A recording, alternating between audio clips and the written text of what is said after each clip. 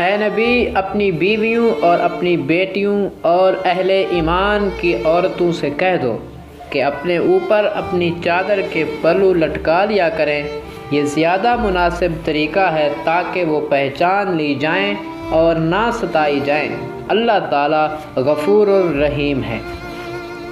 صالح بیویاں شوہروں کی اطاعت گزار اور اللہ کی توفیق سے شوہروں کی غیر موجودگی میں ان کے ناموس کی محافظ ہوتی ہیں۔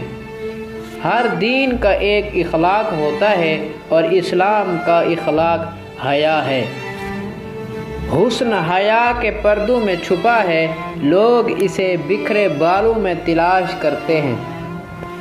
غزل کے وہ سارے اشعار جو عورت کی تعریف میں کہے جاتے ہیں، خواہ وہ دنیا کی کسی زبان میں کیوں نہ ہوں، اس ایک وصف کے برابر نہیں ہو سکتے جس کو قرآن نے عورت کی شان میں کہا، بڑی حیا کے ساتھ چلتی ہوئی آئی۔ کہہ دو اللہ بے حیائی کے کام کرنے کا ہرگز حکم نہیں دیتا۔ عورت کا سب سے قیمتی زیور اس کا پردہ ہے، اس کی حیا ہے۔ حیا اپنی سلامت یہی بتائیں گے، ہم آج عالمی یوم حیا منائیں گے۔